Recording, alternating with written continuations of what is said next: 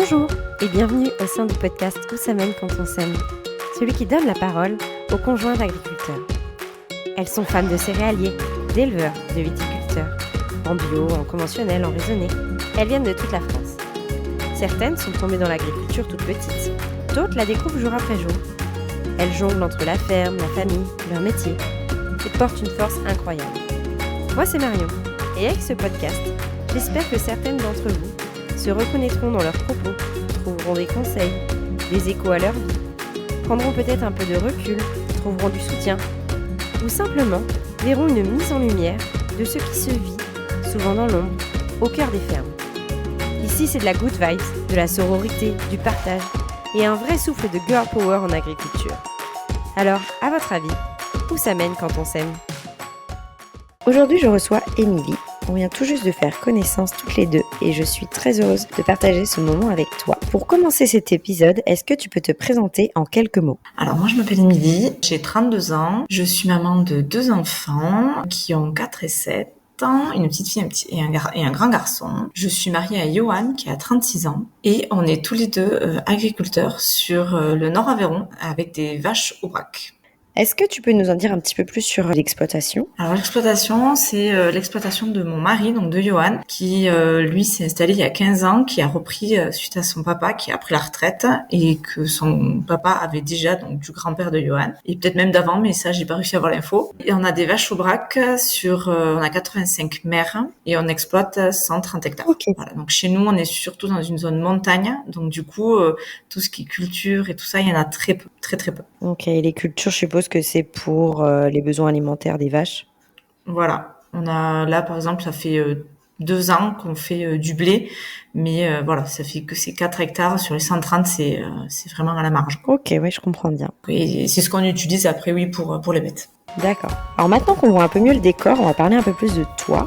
D'où viens-tu initialement et as-tu grandi dans un milieu agricole ? Mes parents habitent à 15 km de là où j'habite actuellement, donc nous on habite sur la ferme. Et mes parents à moi sont également agriculteurs, ils ont également des vaches au brac. Donc je suis issue du milieu agricole. Ok, donc ouais, t'as vraiment grandi dans ce milieu-là, et tu n'es pas dépaysée. Non, du tout.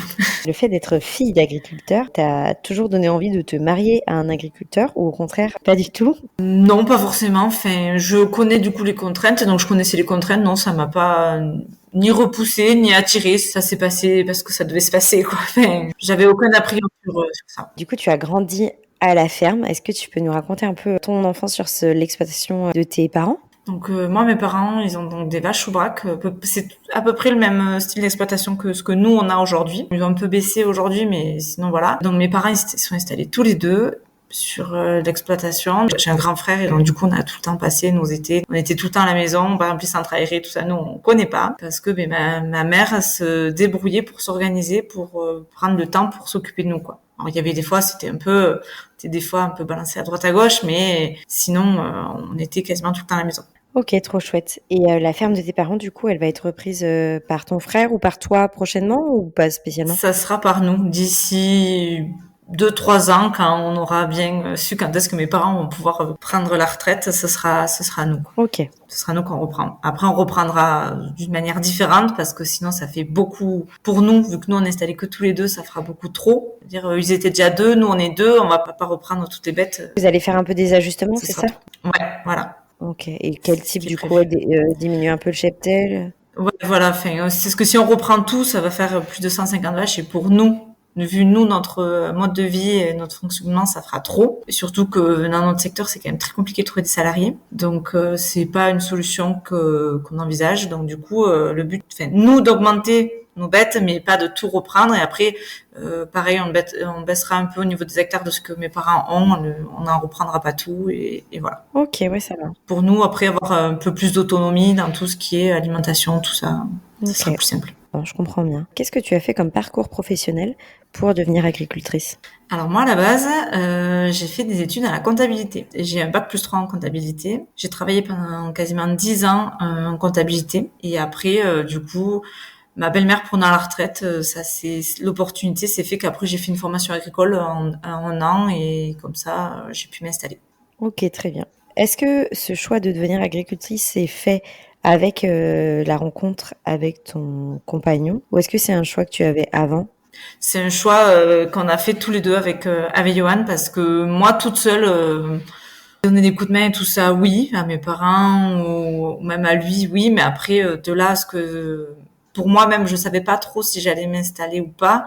Puis après au fur et à mesure finalement ma belle-mère voilà, elle était présente et tout ça, mais c'est vrai que la retraite approchant, elle sur différentes choses, elle lâchait et du coup c'est moi un peu plus qui y allait et au fur et à mesure après on s'est dit mais c'est peut-être l'occasion en fait.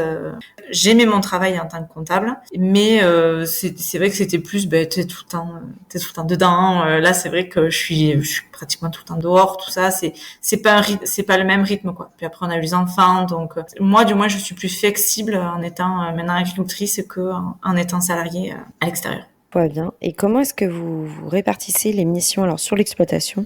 Ça dépend de la saison, parce que vu que donc nous on a des vaches allaitantes, l'hiver elles sont dedans. Donc là, il y a le soin des animaux matin et soir. Donc là, j'arrive à peu près y aller le matin. Et encore ça dépend avec les enfants parce que c'est toujours pareil, ça dépend à l'heure à laquelle ils se lèvent et tout ça. Donc, vu qu'ils sont encore un peu petits, voilà. Et après le soir, en revanche, c'est mon beau-père, lui, continue matin et soir à y aller. Donc j'avoue que le soir, du coup, je n'y vais pas. Je récupère les enfants après l'école, et, je fais les devoirs, je fais tout ce qu'il y a à faire. Et après, en journée, là, on travaille tous les deux. S'il y a des soins particuliers à faire aux animaux, s'il y a de l'entretien des parcelles, des clôtures, etc. Là, je suis là. Et après, en période estivale, l'été, donc là, il y a beaucoup de surveillance d'animaux. Là, les foins sont passés. Après, il y a eu un peu de moisson. On est souvent quand même tous les deux. Et après, moi, vraiment, ce que je m'occupe aussi beaucoup de la partie papier. Les papiers qu'il y a à faire, tout ça, c'est moi. Déjà, mon mari n'aime pas ça, de base. Et vu mon ancien métier, étant comptable avant, finalement, j'aurais jamais cru que mon métier d'avant m'aiderait autant dans ce métier d'agricultrice. Ouais, c'est ce que j'allais dire. Avec les démarches administratives qui augmentent, le fait d'avoir un bagage de comptable, ça doit aider. Voilà, il y a ça, et puis même après, ne serait-ce que l'outil informatique, ça paraît pas, mais moi, mon mari, il a tout le temps été agriculteur. À l'école, honnêtement, on leur explique toute la technique de tout ce qu'il faut pour l'alimentation, pour les sols, tout ça, des animaux. Ça, c'est oui, mais après, derrière, il y a tout un volet administratif qui est lourd, quoi. Et donc, du coup, c'est vrai que lui, il me fait 100% confiance là-dessus, il se décharge de ça, il me dit, moi, vraiment, fais-le parce que puis même c'est une partie vraiment qui l'intéresse pas parce que c'est quand même important, mais voilà, lui il a besoin d'avoir un résumé précis, concret de ce qu'il faut savoir quoi.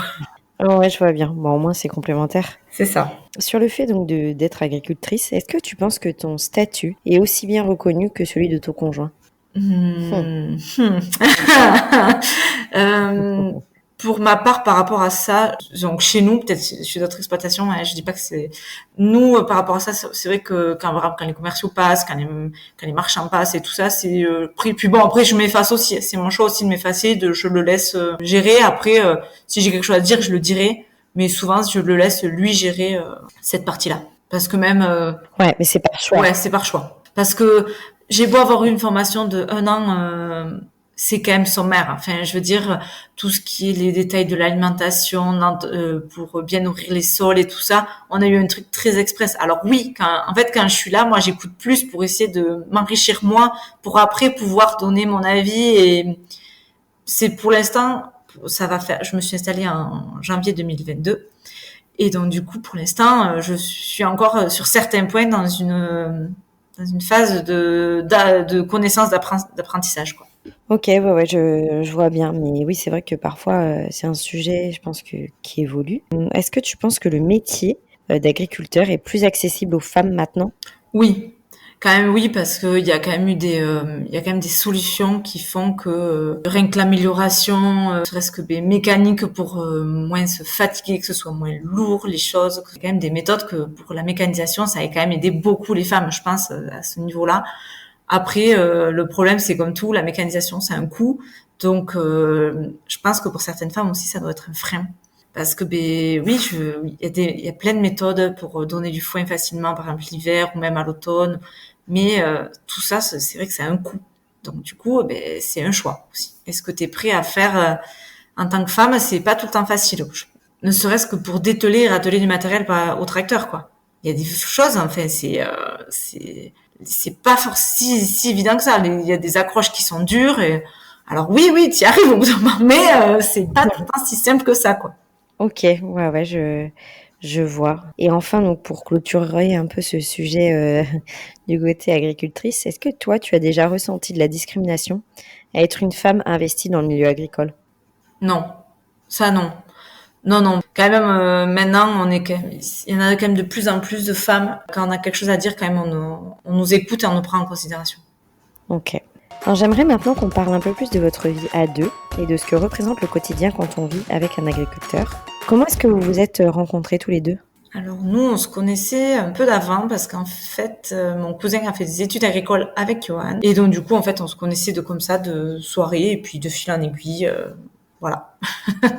Maintenant, ça fait 14 ans qu'on est ensemble. Je l'ai toujours connu agriculteur, donc ça fait 15 ans qu'il est installé. Et justement, quand tu as su donc, qu'il était agriculteur, qu'est-ce que toi t'as ressenti? Mais quand je l'ai appris, de toute façon, je m'en doutais. Vu les études qu'il avait fait, je me doutais que il avait fini par faire agriculteur. Pas de crainte particulièrement, vu que je connaissais le métier, je connaissais les avantages, je connaissais également les contraintes de ce métier-là, donc Tu baignais déjà un peu dedans, c'est de la triche. c'est ça. Vraiment, voilà, comparé à d'autres, c'est sûr que moi, je savais à quoi m'attendre. Et comment s'est faite alors votre installation tous les deux sur cette exploitation? Donc, je suis installée depuis janvier 2022. Donc, on va dire que j'ai eu bien un an et demi entre le moment où j'ai quitté mon boulot, fait ma formation et le temps de tout l'administratif. Je reviens toujours à ça, tu vas dire, mais et de pouvoir vraiment s'installer. Et après, voilà, c'est que ça s'est bien coordonné parce que ma belle-mère, elle voulait vraiment arrêter officiellement parce qu'elle avait envie de profiter un peu plus de sa retraite et donc ça s'est assez bien goupillé. Ok. Tu parlais du fait que vous viviez ensemble sur la ferme. Oui. Est-ce que c'est un choix et quel impact ça a sur votre vie de couple et de famille? Alors oui, c'est un choix d'habiter sur exploitation. On avait la chance que, en fait, la maison où on habite avant, c'était l'ancienne maison des grands-parents à Johan. Donc, du coup, la bâtisse était déjà sur la ferme. Et après, donc, c'est un choix parce que du coup, nous, en étant éleveurs, entre les mises bas et tout ça, c'est vrai que c'est quand même un gros avantage d'être sur place, notamment l'hiver, parce que nous on a tous les vélages l'hiver, donc du coup c'est vrai que t'es sur place, c'est plus simple. Et après pour moi le gros avantage d'habiter sur exploitation, c'est que par exemple quand j'ai les enfants et puis à tout moment, il m'appelle, il me dit oui, il faudrait que tu viennes m'aider pour faire ci, pour faire ça. Allez, hop, on embarque tout le monde. Et puis des fois même c'est les enfants qui me disent ah mais papa il est où, qu'est-ce qu'il fait, je veux aller le voir. Donc hop, des fois quand c'est les jours où il fait un peu triste ou un peu gris, que tu sais pas trop comment les occuper. Ah ben oui, hop, vous mettez les bottes, les vestes et on va aller voir papa, qu'est-ce qu'il fait. Pour moi, c'est en plus un lien en plus fort que mes enfants ont avec Johan par rapport à ça, c'est que tout moment on peut aller le voir, quoi. Ouais, ça facilite la vie de famille et en même temps, ça crée ce lien de proximité alors qu'il peut être assez occupé au travail, quoi. C'est ça. Et alors, travailler en couple au quotidien, comment ça se passe? Ça va, mais bon, voilà, il y a sur des points, c'est sûr que il a ses trucs à lui. Lui, par exemple, va pas m'embêter quand je fais les papiers. Moi, j'ai pas à l'embêter, par exemple, quand il fait du fumier ou quoi que ce soit, parce que là, clairement, il n'a pas besoin de moi. Ouais. Et après, moi, c'est surtout quand on fait les soins aux animaux. Par exemple, quand il faut, je sais pas, par exemple, déplacer des bêtes d'un pré à l'autre, quand malheureusement il y a des bêtes qu'on voit qui sont malades et il faut s'en occuper, il faut les soigner, tout ça. Là, des fois, on n'est pas tout à fait d'accord sur tout, mais bon, on arrive à se tomber d'accord, quoi. C'est vrai que ça demande beaucoup de communication et de flexibilité. Et est-ce qu'on se redécouvre un petit peu aussi tous les deux à travailler ensemble? Pas pour mon cas, parce qu'on va dire que avant, quand j'étais salariée, je travaillais 4 jours semaine. Ouais. Donc, j'avais 3 jours et à ce moment-là, j'avais pas d'enfant, quoi. Donc, on va dire que j'avais déjà quasiment la moitié de ma semaine où en fait, j'étais avec lui. Ok, ouais, je comprends bien. Et est-ce que, donc, à côté de votre organisation, j'allais dire professionnelle, vous arrivez à vous dégager un peu du temps pour vous deux, des moments ensemble? Est-ce que vous partez en vacances? Alors, des moments à deux, il y en a pas tant que ça quand on y réfléchit. Parce que, bon, on a les enfants, ils sont petits. Après, on essaye, par exemple, mais même ne serait-ce que, juste des fois, une fois de temps en temps, aller faire un resto, par exemple, le midi. C'est tout bête, mais du coup, déjà, ça coupe un peu du quotidien et ça. Après, le soir, on y arrive un peu parce que j'ai quand même mes beaux-parents et mes grands-parents ils sont pas loin. Donc ça aide beaucoup les grands-parents. Et après, tu vois là, ce week-end, c'est prévu depuis 7 ans que du coup que l'âge du grand qu'on parte que tous les deux.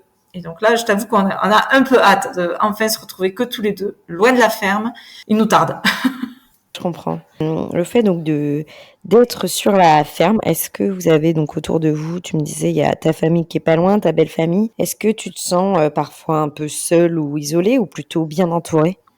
Non, moi je considère quand même on est bien entouré parce que voilà, moi j'ai mes beaux-parents juste à côté. Si jamais par exemple il faut aller aux bêtes ou quoi et que c'est un peu dans le feu de l'action, hop, vite je les pose chez mes beaux-parents et ils les prennent toujours avec grand plaisir. Et après mes parents étant pas loin, si des fois mes beaux-parents sont fatigués de les avoir, tout ça, je peux assez facilement aussi les amener chez mes parents. Si vraiment on est bloqué et après on a les copains pas loin si jamais il faut couper ou ne serait-ce que si des fois on a besoin d'aide, on est quand même bien entouré. Ouais, vous avez des amis que vous arrivez à voir Oui, régulièrement? oui, c'est principalement les amis d'enfance à Johan, vu que Johan a tout le temps vécu sur la ferme et qu'il a des amis pareils à côté il y a quand même beaucoup d'agriculteurs. Donc c'est vrai qu'il y a une solidarité qui est top. Est-ce que c'est beaucoup des gens du milieu ou est-ce que vous avez aussi des amis qui ne sont pas du tout de ce milieu-là? En proximité, c'est beaucoup d'agriculteurs. Après, moi, via mes études, j'ai des amis qui sont pas du tout agriculteurs, mais ils sont pas forcément dans le coin. Mais bon, ça nous fait une excuse de partir un week-end à aller les voir. Du coup. Exactement. Concernant ta belle famille, donc tu as travaillé avec eux ou tu travailles encore même avec eux. Quels sont tes liens avec eux? Je m'entends bien avec mes beaux-parents. Ce que moi, j'apprécie énormément de la part de mes beaux-parents, c'est quand même leur exploitation avant de base. Ils ont bien lâché le truc, ils nous laissent faire, entre guillemets, comme on veut, même s'ils sont toujours là, ne serait-ce que pour des coups de main, ne serait-ce tout bête. Ah, bétail, il allait vérifier qu'il y avait bien mon beau-père qui aime beaucoup se promener. Ah, je suis passé dans tel pré, il n'y a pas d'eau, pensez, il faut que vous allez remettre une tonne à eau. C'est des petits détails, mais voilà, si jamais on leur demande est-ce que vous pouvez venir nous aider à changer des bêtes ou n'importe, ils seront toujours là, présents, toujours, oui, oui, oui, on est là, on arrive, toujours dans la bienveillance et ils nous laissent, et des fois, ils nous disent, ah ouais, non, nous, on aurait fait ça comme ça. Bon, on l'écoute pas, mais au moins, on a entendu le conseil. C'est jamais du dire, non, faut absolument que tu fasses ça. C'est toujours avec bienveillance. Ouais, c'est pas envahissant non plus, quoi, pour Non, autant. non, non, du tout. Ok, trop bien. On parlait un petit peu des enfants. Oui. Donc, tu nous racontais un peu comment tu gérais au quotidien avec la ferme et justement avec ta belle famille, etc. Quand tes enfants sont arrivés, est-ce que toi, tu étais déjà agricultrice et comment est-ce que tu as vécu l'arrivée de tes enfants dans un quotidien agricole un peu compliqué ou est-ce que c'était dans une période un peu plus calme? Est-ce que ton conjoint a pu être présent et t'aider à vivre au mieux cette période-là? Alors, pour Enzo, lui, il est né début novembre. Donc, je m'étais dit, oh, c'est bon, ce sera calme. Ça va, ça devrait être calme. Et en fait, finalement, ça n'a pas été tant que ça parce que c'était un moment où il y avait un peu une sécheresse, il y avait pas trop d'eau. Donc, il a été présent parce que il avait réussi, il essayait de s'organiser au maximum tous les jours pour que, de toute façon, la date du terme arrivait, donc il s'est organisé au maximum. Mais j'ai pas eu mon mari tous les jours à la maternité H24. Quoi. Il est venu tous les jours, mais par exemple, après il repartait, il me disait ouais non, il faut que j'aille voir les bêtes, il faudrait pas qu'il y ait un souci. Voilà, au niveau de la maternité, quand j'étais à la maternité, après arriver à la maison, le gros avantage pour moi d'être avec un agriculteur, c'est que finalement, ben, il est là tous les midis. Donc quand toi c'était un peu fatigué, quand ben, il a des coliques, il a mal au ventre et tout ça, que c'est plus compliqué, ben il arrive, ben bon oui lui il arrive pour manger à la base, ben non non tu le prends parce que moi j'ai besoin de souffler. Pour moi vraiment ça a été un gros avantage d'être avec un agriculteur. Et après, pour ma seconde, c'était l'été. Et donc là, ça a été un peu plus compliqué parce que c'était pendant les foins.